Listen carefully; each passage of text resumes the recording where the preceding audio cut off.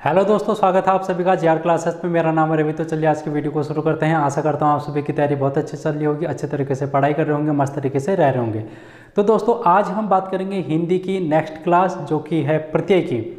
इससे पहले हमने उपसर्ग देख लिया था और उपसर्ग से पहले भी हमने संधि विच्छेद पढ़ लिया है। बहुत सारी चीज़ें हैं हिंदी में कर ली हैं, जैसे कि भाषा वाला चैप्टर हमने कंप्लीट कर लिया था, देवनागरी लिपि वाला भी कर लिया था और पत्र लेखन हमने कंप्लीट कर दिया है, जनसंचार हमने कंप्लीट कर दिया है।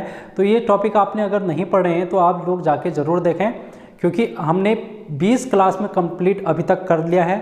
अभी हम बात कर रहे हैं 21 या 22वीं क्लास है ये, तो इसमें हम बिल्कुल बेसिक से चल रहे हैं। और आपके 20 नंबर जो हैं उत्तराखंड के सिलेबस में हिंदी के, उनमें से ज़्यादा नंबर किस प्रकार से लाया जा सकता है उसके लिए हम यहाँ पर तैयारी कर रहे हैं। एक भी प्रश्न है ऐसा जो कि ना छोटे, मैं ऐसी कोशिश करता हूँ आपके एग्ज़ाम के लिए, तो कम से कम 16 से कम ना आए आपके एग्ज़ाम में नंबर। मेरी यही कोशिश रहेगी कि आपको 16 से ज़्यादा नंबर का यहाँ पर से आपको टारगेट दे दिया जाएगा। इसके लिए आपको थोड़ा सा मेहनत करनी ही पड़ेगी, और मेहनत वो है कि आपको रिवीजन करना पड़ेगा, बार बार रिवीजन करना पड़ेगा। कोई भी टॉपिक है, जैसे ये प्रत्यय को ही हम ले लें तो बहुत से बच्चे प्रत्यय पहचानने में ही गलती कर जाते हैं। आप लोगों को ऐसा नहीं करना है। अगर आप कर रहे हैं तो प्रैक्टिस करना, और प्रैक्टिस के लिए मैं आपको कुछ ना कुछ टेलीग्राम पर डाल देता हूं। जैसे कि उपसर्ग इससे पहले मैंने कराए थे, यहाँ पर कुछ 1-2 एग्जाम्पल यहाँ पर कराए, लेकिन बाकी के जो एग्जाम्पल है प्रैक्टिस करने के लिए वो मैंने आपको टेलीग्राम पर दे दिए थे। तो आप टेलीग्राम से प्रैक्टिस कर सकते हैं। कुछ प्रत्यय मैं यहाँ पर कराऊंगा, बाकी के प्रत्यय मैं आपको टेलीग्राम पर दे दूंगा, तो आप वहाँ पर से देख सकते हैं आसानी से। ठीक है दोस्तों, आप ऐसा करेंगे। और ये वीडियो आने वाली किसी भी एग्जाम के लिए इंपॉर्टेंट रहेगी, चाहे आप ये पटवारी लेखपाल का हो या फिर फॉरेस्ट गार्ड या फिर बंदी रक्षक। हाँ, बंदी रक्षक का आप लोगों ने अगर फॉर्म नहीं भरा है तो फॉर्म भर लेना, क्योंकि आपके पास अच्छा मौका है अभी करने के लिए। तो दोस्तों हम बात करते हैं प्रत्यय की। अगर हम इसके बारे में बात करें प्रत्यय की, तो सबसे पहले हम इसका अर्थ जान लेते हैं कि प्रत्यय होता क्या है। अगर हम प्रत्यय को तोड़ने की कोशिश करें, ये प्रत्यय है, इसका हम संधि विच्छेद करें तो ये 2 शब्दों में विभाजित हो जाता है। एक होता है प्रति और दूसरा होता है आई। आई, ठीक है। और इसमें अगर हम बात करें प्रति का, तो प्रति का मतलब क्या होता है? साथ में किंतु बाद में, साथ में किंतु बाद में। अगर हम आई की बात करें तो आई का अर्थ क्या होता है? चलना। इसका मतलब होता है चलना या फिर चलने वाला। इसको हम क्या लिख सकते हैं? चलने वाला।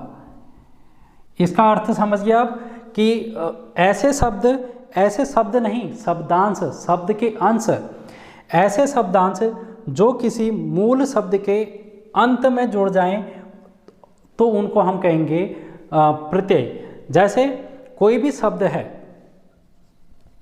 अगर एक शब्द है, ये किस तरीके से बना रहता है? इसमें 2 शब्द होते हैं, एक होता है मूल शब्द, एक होता है मूल शब्द। इस मूल शब्द में अगर हम पीछे से प्रत्यय लगा दें, इसमें हम पीछे से क्या लगा दें? प्रत्यय लगा दें, तो ये एक कंप्लीट शब्द बन जाता है। अगर हम इस मूल शब्द के बारे में बात करें तो इसका कोई ना कोई अर्थ होता है। ये क्या होता है? अर्थपूर्ण होता है। इसका कोई ना कोई अर्थ निकलता है। ठीक है दोस्तों, इसका कोई ना कोई क्या निकलेगा? अर्थ निकलेगा। जैसे कि हम पढ़ना बोलते हैं, क्या बोलते हैं? पढ़ना। इसको अगर हम तोड़ने की कोशिश करें, पढ़ना, तो पढ़ने को मैं अगर तोड़ूं, पढ़ना, तो ये पढ़ जो है ये मूल शब्द है और ये मूल शब्द का कोई ना कोई अर्थ निकल रहा है। लेकिन अगर हम इसमें पीछे से ना जोड़ दें तो ये इस ना का कोई अर्थ नहीं निकलता, ये एक अर्थहीन शब्द हो जाता है। ठीक है दोस्तों, इस प्रकार से हम इसको समझ सकते हैं। अब हम बात करेंगे प्रत्ययों की प्रकार की। प्रत्यय कितने प्रकार के होते हैं? तो प्रत्यय मुख्यतः दो प्रकार के इसके भेद होते हैं। पहला है कृत प्रत्यय और दूसरा है तद्धित प्रत्यय। कौन कौन से हैं भाई? पहला है कृत प्रत्यय और दूसरा है तद्धित प्रत्यय। पहला है कृत प्रत्यय और दूसरा है तद्धित प्रत्यय। तो हम सबसे पहले कृत प्रत्यय के बारे में बात यहां पर करने वाले हैं। ठीक है दोस्तों, हम बात करेंगे कृत प्रत्यय की। अब ये जो कृत प्रत्यय होता है इसको पहले हम इस प्रकार से समझें, जैसे मैंने अभी कहा कि कोई भी शब्द है उसमें सबसे पहले मूल शब्द होगा। मूल शब्द में कोई शब्द पीछे से जोड़ा होगा, शब्दांश से जोड़ा होगा, जिसको हम कृत प्रत्यय कहते हैं। कोई एक शब्दांश जोड़ा होगा जिसको हम कृत प्रत्यय बोलेंगे, और इनसे एक जो नया शब्द मिलेगा उसको हम कह देंगे क्रदंत। क्रदंत, ये क्रदंत क्या होता है? जब किसी भी शब्द में पीछे से आकर कृत प्रत्यय लग जाता है उसी शब्द को हम बोलते हैं क्रदंत। ठीक है दोस्तों, कृदंत आपको समझ में आ गया होगा कि कृदंत क्या होते हैं। अब ये जो मूल शब्द है ये क्या होगा? अर्थपूर्ण होगा। अभी मैंने कहा कि ये क्या होगा? एक अर्थपूर्ण है, इसका कोई ना कोई अर्थ जरूर निकलेगा। हमको यही चीज ध्यान में रखनी है अब इस प्रत्यय में, क्या कि हमको मूल शब्द पहचानना है। जब हम मूल शब्द पहचान लेंगे तो हमारा जो प्रत्यय है वो आसान हो जाएगा। आज के वीडियो में हम यही देखेंगे कि हम किस प्रकार से जो प्रत्यय हैं उनको समझ सकते हैं, किस प्रकार से उनको पहचान सकते हैं। अब हम इसके डेफिनेशन में जाते हैं। इसकी डेफिनेशन में जाते हैं तो ये जो मूल शब्द होगा वो क्या हो सकते हैं? वो होंगे क्रिया। क्रिया, ठीक है दोस्तों, जो मूल शब्द होगा वो क्या होगा? क्रिया होगा, या फिर इसको हम कहेंगे धातु। ये क्या होगा? या तो धातु हो सकते हैं या फिर क्रिया हो सकते हैं। अब ये धातु क्या होती है? धातु क्या होती है? क्रिया के मूल रूप को धातु कहा जाता है। क्रिया के मूल रूप को धातु कहा जाता है। अगर किसी भी धातु में कृत प्रत्यय लग जाएगा तो वहां पर जो शब्द आएगा वो होगा कृदंत। अब हम इनको थोड़ा सा समझने की कोशिश करेंगे एग्जाम्पल के माध्यम से। उससे पहले हम धातु और क्रिया के बारे में थोड़ा सा बात कर लेते हैं। जैसे हम कहते हैं पढ़ना, चलना, हंसना, बोलना, रोना। मैं क्या कह रहा हूं? हंसना, पढ़ना, चलना, खाना, रोना, पीना। अब आप यहां पर क्या देख रहे हैं? हर किसी शब्द में ना जुड़ा है। हर किसी शब्द में क्या जुड़ा है? ना जुड़ा है। ठीक है दोस्तों, हर किसी शब्द में पीछे से क्या जुड़ा है? ना जुड़ा है। जब भी किसी शब्द में पीछे से ना जुड़ जाए तो वो शब्द होता है क्रिया, यानी कि कोई वो कार्य कर रहा होगा, जैसे कि हंसना हो गया, पीना हो गया, पढ़ना हो गया, ये हो रहा है, कोई ना कोई क्रिया हो रही है यहाँ पर। तो क्रिया को पहचानने का सबसे आसान सा तरीका यही है कि आप अंत में देखोगे तो उसके पीछे से अंत में ना शब्द आपको दिखाई देगा। अगर हम इस ना को हटा दें, इस ना को हटा दें तो यहाँ पर क्या आ जाएगा? पी, यहाँ पर आ जाएगा हंस, यहाँ पर आ जाएगा पढ़, यहाँ पर आ जाएगा चल, यहाँ पर आ जाएगा खा, और यहाँ पर आ जाएगा रो। तो ये जो शब्द हैं, जो अब ये शब्द बने बिना ना के, तो इन शब्दों को कहा जाता है धातु। यही क्या है? क्रिया के मूल रूप हैं। क्रिया के ये क्या है? मूल रूप हैं, जिनको हम कहते हैं धातु। आई होप आप लोगों को इतनी बात समझ में आ गई होगी कि धातु क्या होती है, क्रिया क्या होती है, मूल शब्द क्या हो गया। अब ये कृत प्रत्यय हम लगाने की कोशिश इनमें करेंगे और फिर देखेंगे कि किस प्रकार से हम प्रत्ययों को पहचान सकते हैं। तो चलिए देखते हैं उदाहरणों के माध्यम से। अब उदाहरणों के माध्यम से हम देखेंगे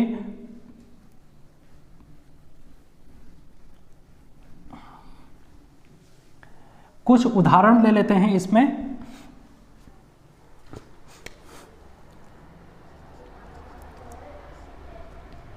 उदाहरण संख्या पहला है पढ़ाई।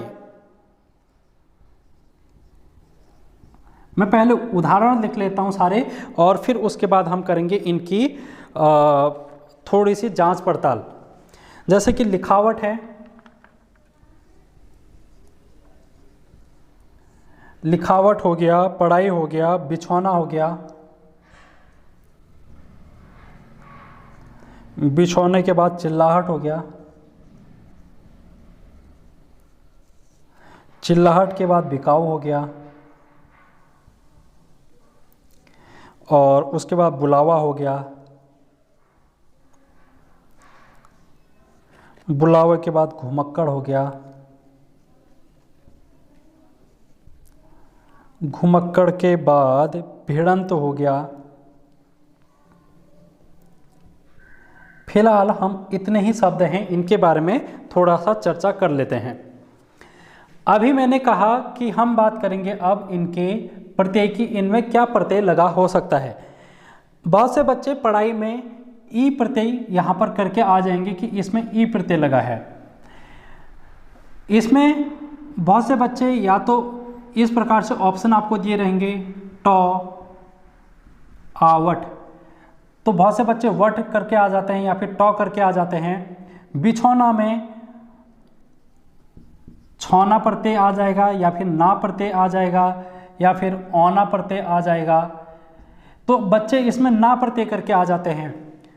चिल्लाहट में हट आ जाता है, टॉ आ जाता है, आहट आ जाता है, तो इसमें हट करके आ जाते हैं या फिर टॉ करके आ जाते हैं।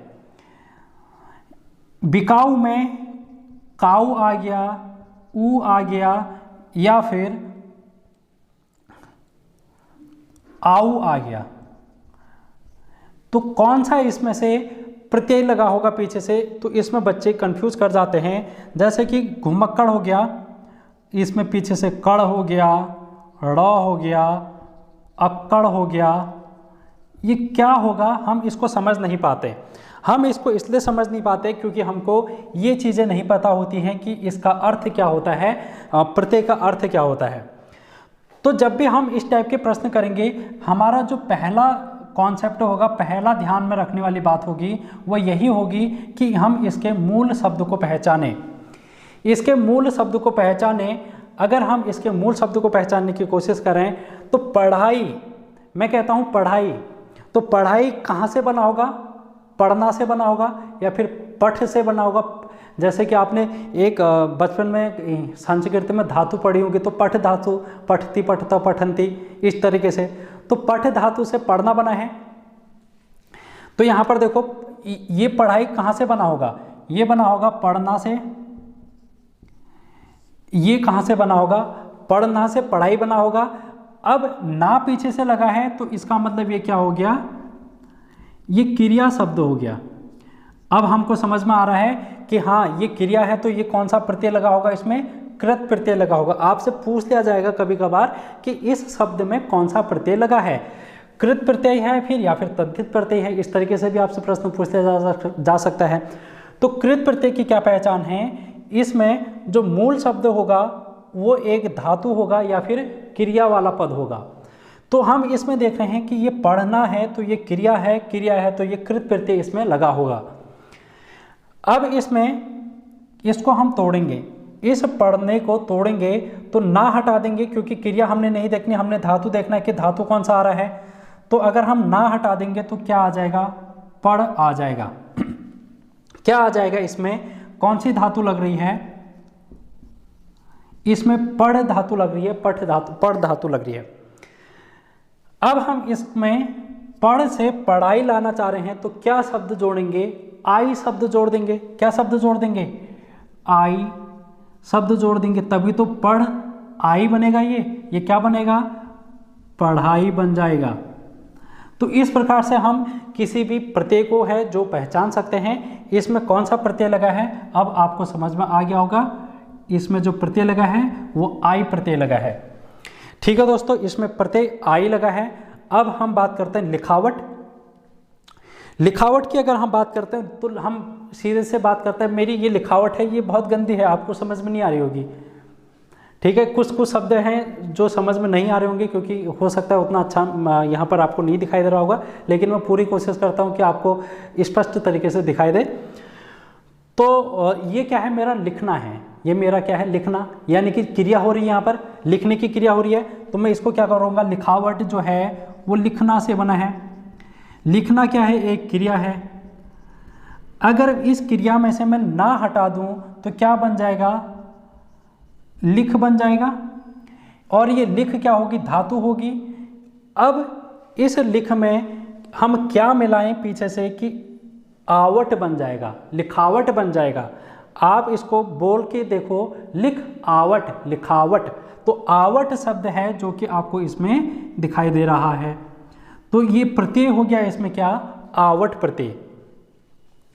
अगर हम बात करें बिछौना की, बिछौना जो कि हम जमीन पे बिछाते हैं जिसको, उसको बिछौना कहा जाता है।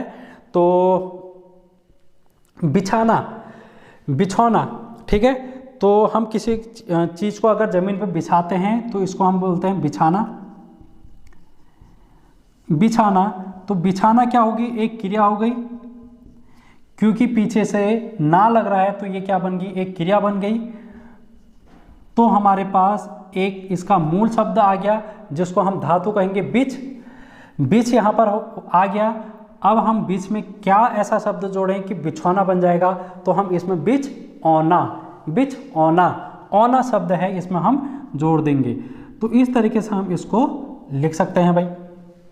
तो कैसे समझ में आ रहा है या नहीं आ रहा है कमेंट करके ज़रूर बता देना यार, क्योंकि हो सकता है आप लोगों को समझ में ना आ रहा हो, और अगर समझ में नहीं आ रहा होगा तो मैं कोशिश करूँगा कि आपको और अच्छे तरीके से नेक्स्ट क्लासेस में समझाया जाए।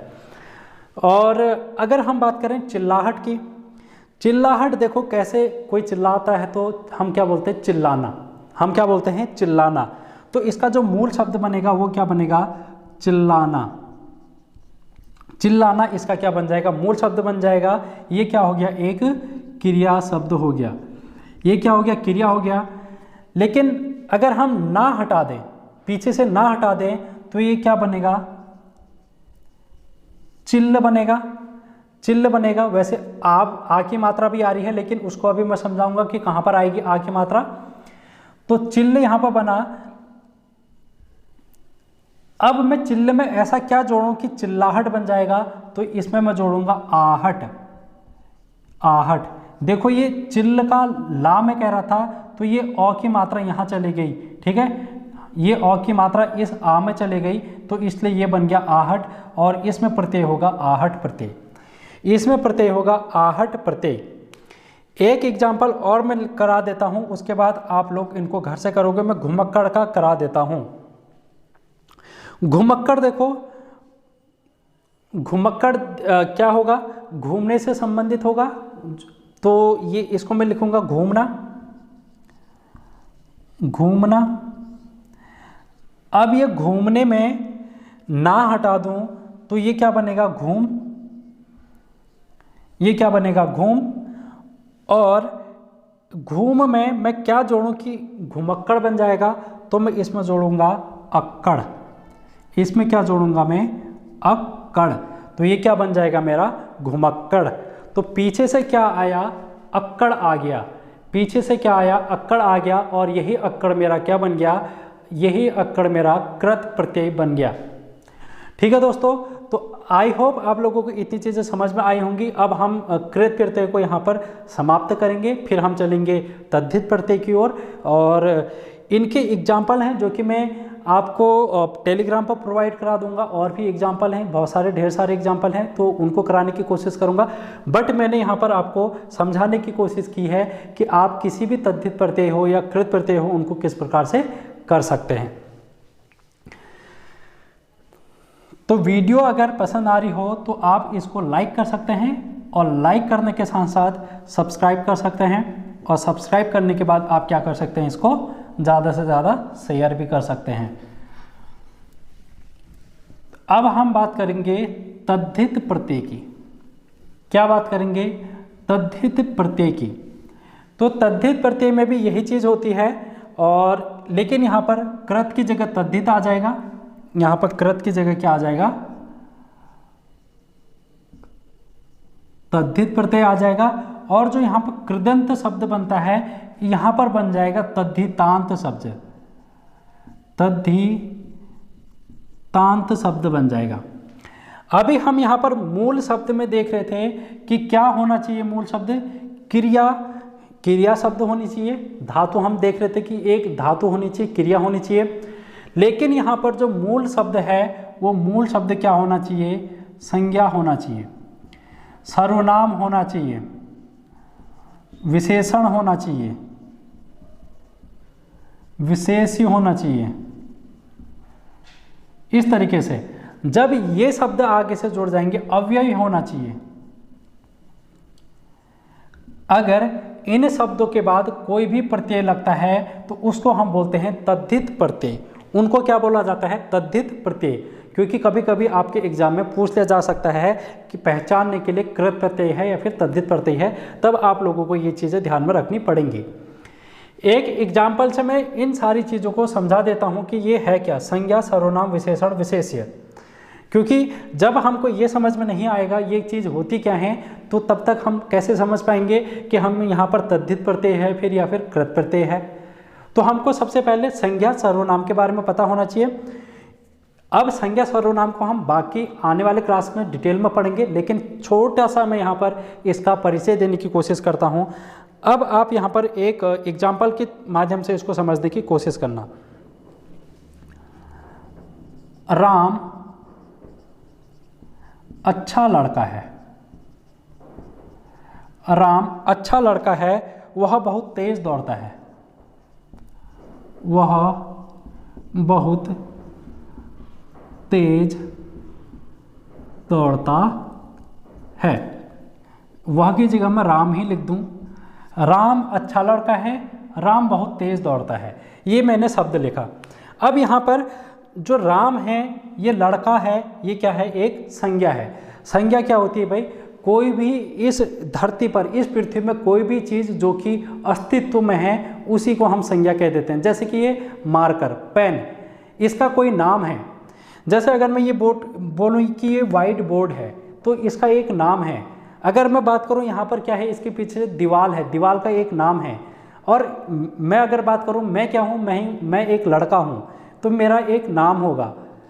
अगर मैं आपकी बात करूँ, फ़ोन की बात करूँ, तो फ़ोन भी क्या है? एक कोई ना कोई एक ऐसी अस्तित्वमान चीज़ है जिसका कोई नाम है। ठीक है दोस्तों, तो कोई भी ऐसी चीज़ जिसका अस्तित्व है, जिनका कोई ना कोई हम नाम ले लेते हैं। जैसे हम बात कर लेते हैं भलाई। भलाई भी क्या है? एक प्रकार का नाम है। ठीक है, आप किसी के लिए अच्छा काम करोगे तो उस चीज़ को हम भलाई कह देते हैं। हम कोई ना कोई नामकरण कर दे रहे हैं। जब भी हम किसी चीज़ का नामकरण कर देंगे तो वहाँ पर आ जाएगी संज्ञा। वहाँ पर क्या आ जाएगी? संज्ञा। तो ये राम जो हो गया वो संज्ञा बन गया क्योंकि ये नाम है। अब ये लड़का, कोई ना कोई नाम दे दिया हमने। अब मैंने कहा कि अगर कोई मेरी तरह दिखता है तो वो लड़का है। ठीक है, तो वो लड़का है, यानी कि इसका हमने नाम दे दिया तो ये बन गया, संज्ञा बन गया। लेकिन अगर मैं सर्वनाम की बात करूं तो यहाँ पर आप देख लो, राम अच्छा लड़का है, राम बहुत तेज दौड़ता है। तो मैं राम को दो बार प्रयुक्त ना करूं, दो बार इसका नाम ना लिखूं। अगर मैं ये कह दूं वह बहुत तेज दौड़ता है, तो ये जो वह लिखा मैंने राम के ही बारे में तो लिखा, यानी कि मैंने संज्ञा की जगह जो शब्द प्रयुक्त किया उसी को हम कह देते हैं सर्वनाम। तो ये क्या बन गया? मेरा सर्वनाम बन गया। अब यहाँ पर देखो, वह शब्द जो संज्ञा और सर्वनाम की विशेषता बताते हैं उनको हम कहते हैं विशेषण। देखो, राम क्या है? एक अच्छा लड़का है। राम क्या है? एक अच्छा लड़का है। तो कैसा लड़का है? अच्छा लड़का है। कैसा है? अच्छा है। तो अच्छा जो हो गया ये विशेषण हो गया। ये क्या हो गया? विशेषण हो गया। अगर मैं कहूँ यहाँ पर तेज दौड़ता है, वह क्या करता है, तेज दौड़ता है। तो दौड़ना उसकी क्या होगी, विशेषता होगी। राम क्या कर रहा है, दौड़ रहा है, यानी कि दौड़ना क्या होगी, उसकी विशेषता होगी। तो ये क्या हो गया, विशेषण हो गया। लेकिन अगर मैं कहूं कि वह बहुत तेज दौड़ता है, दौड़ने की भी विशेषता बता रहा है कि वह बहुत तेज दौड़ता है, तो ये जो तेज हो गया वो क्या हो गया, यहाँ पर विशेष्य हो गया। क्या हो गया, विशेष्य हो गया।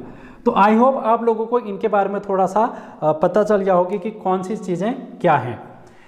इनके बाद संज्ञा, सर्वनाम, विशेषण, विशेष्य, अवयव, इनके बाद कोई भी ऐसे शब्दांश, ऐसे कोई भी इनके पीछे से हम शब्द लगा देंगे तो वही बन जाएगा मेरा तद्धितांत, तद्धितांत प्रत्यय। ठीक है दोस्तों, एक एग्जाम्पल की हम बात कर लेते हैं। जैसे मैंने कहा यहाँ पर अच्छा, मैंने कहा अच्छा, यहीं पर मैंने शब्द लिख रखा है अच्छा। अगर मैं इसमें आई पीछे से जोड़ दूं, इसमें पीछे से आई शब्द जोड़ दूं, तो ये क्या बन जाएगा, अच्छा ही बन जाएगा। ये क्या बन जाएगा, अच्छा ही बन जाएगा। तो ये अच्छाई क्या है, एक शब्द हो गया जिसका कोई एक अर्थ निकल रहा है, और इसमें मैंने क्या जोड़ा, आई जोड़ा, और यही क्या हो गया, प्रत्यय हो गया। यही क्या हो गया, प्रत्यय हो गया। अब आपसे ये पूछ लिया जा सकता है कि इसमें मूल शब्द क्या है, तो मूल शब्द है अच्छा। इसमें तद्धित प्रत्यय क्या है, आई है। तो इस तरीके से आप इन शब्दों को पहचान सकते हैं, इन शब्दों की विशेषता बता सकते हैं। आपसे किसी भी प्रकार का घुमा फिरा कर पूछ लिया जाएगा अगर प्रश्न, तो आप लोग इस कॉन्सेप्ट को ध्यान में रखोगे तो आपका प्रश्न कभी भी गलत नहीं होगा। अब हम अगर देखें, अभी हमने कहा कि जो कृत प्रत्यय है उनके पीछे से ना लगा रहता है, क्योंकि उसमें क्रिया होती है। कृत क्रिया, आप ऐसे याद कर सकते हैं, क से कृत, क से क्रिया। क्रिया में मतलब ना, जहां पर भी ना जुड़ा रहेगा उसको हम क्रिया बोलेंगे।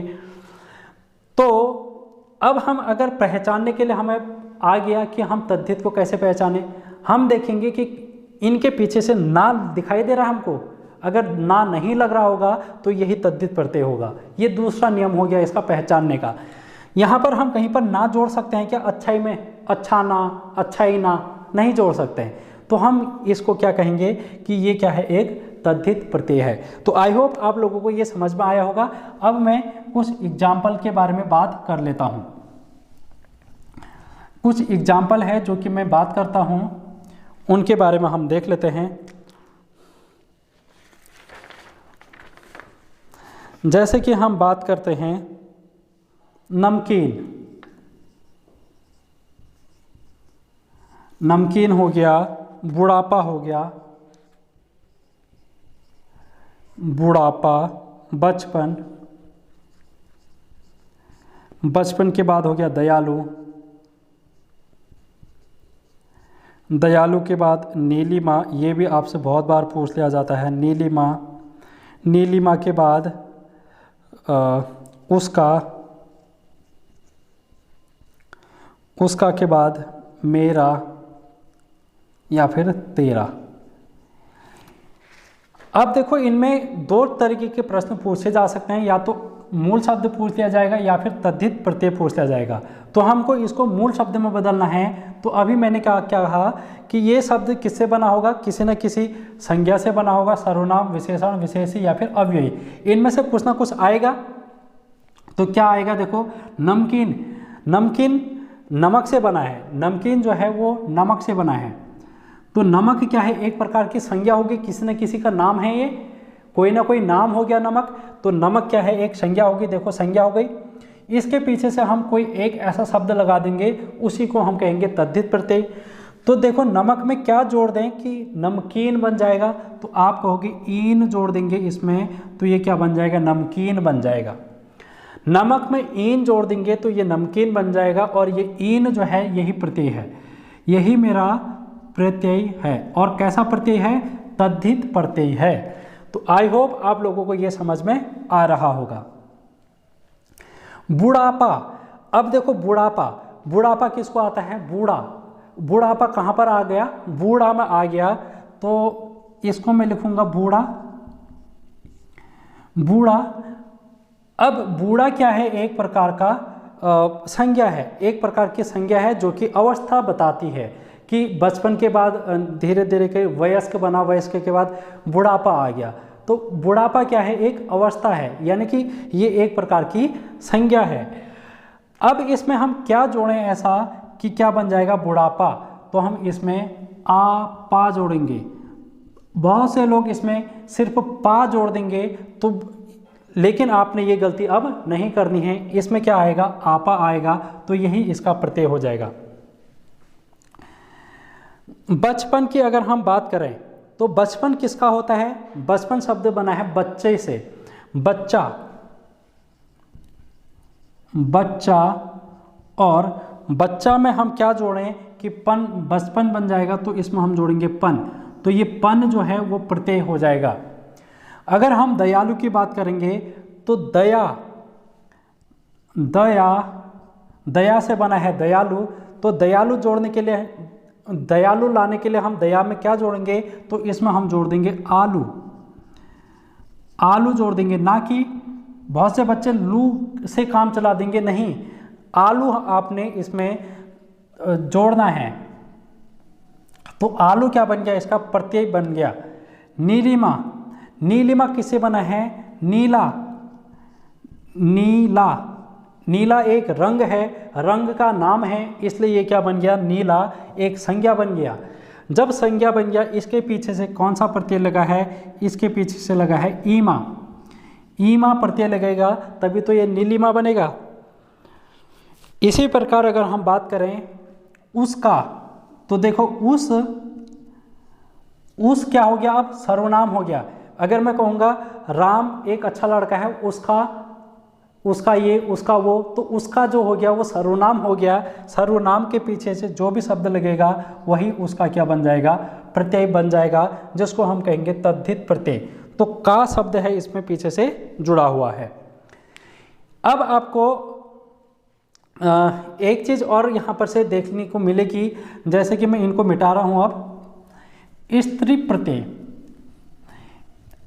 आप स्त्रीलिंग और पुल्लिंग शब्द देखते हैं तो स्त्री प्रत्यय भी देखते हैं। इसी तद्धित प्रत्यय में एक आ जाता है स्त्री प्रत्यय, स्त्री प्रत्यय। आप किसी शब्द को कैसे पहचानेंगे कि ये एक स्त्रीलिंग है। आपसे बहुत बार क्वेश्चन पूछा जाता है कि स्त्रीलिंग शब्द बताओ, इनमें से कौन सा होगा।